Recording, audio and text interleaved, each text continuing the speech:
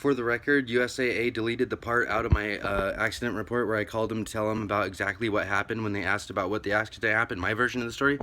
They deleted the part out that I chewed out the guy who first rear-ended me in May. I chewed his ass out tough for texting with a 2-year-old.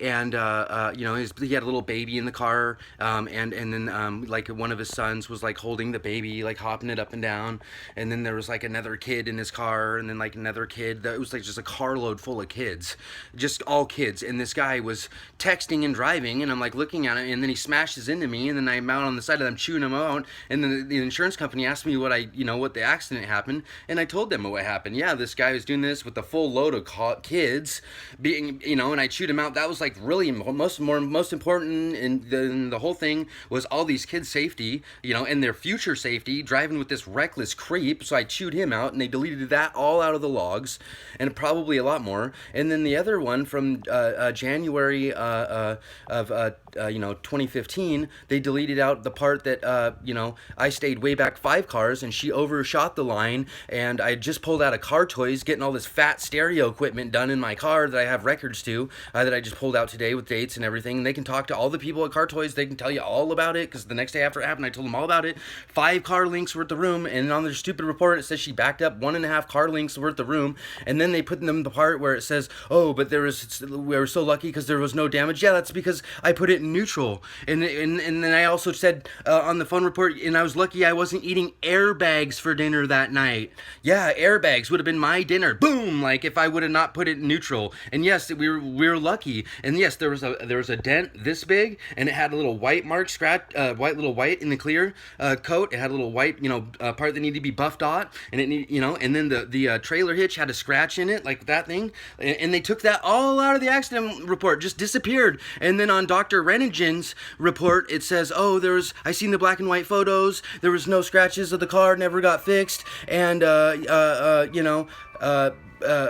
yeah, black and white photos, and it never got fixed, and there was never a scratch, and Victor, never needed any kind of medical treatment from either accidents. And that's what he's trying to say, I'm fraud. I went to my doctors today. I went to like everyone, and everyone, and basically everyone was like, I don't even care about the money. I want about like $100,000 worth of lawyers just to go over all the medical injuries, just so everyone else doesn't get screwed. My insurance company, my lawyer, all my doctors for their medical, like this phony doctor's writing this report saying that all my injuries are invalid, like everything was pre-existing, like that never happened, like my history never happened. Like you go through all my medical reports and he leaves out the good stuff, and like all that never happened, and it's just an earache, and my pee-pee hurts, and my wiener, my ding ding. It's like, man, I'd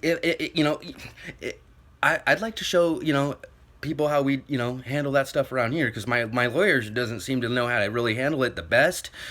Not like, I mean, he'll do his best, but, it seems like he doesn't have a big enough whistle to go, he just knows what he knows, and he's kind of stuck in his little world of the jargon of this book law, and, he wasn't, he didn't want me to do this, but whatever. I'm doing it because I'm sick of the fraud and abuse. It's not just me. There's kids. There's just massive people involved. And when this doctor hit me, the second one, she was a doctor from right down the street, from crying out loud. The insurance company asked me about what our transactions and what we did, and I told them, yes, this happened, and I borrowed a pen because I didn't have my phone, and it was so dark I couldn't take a picture anyway. And I basically I had to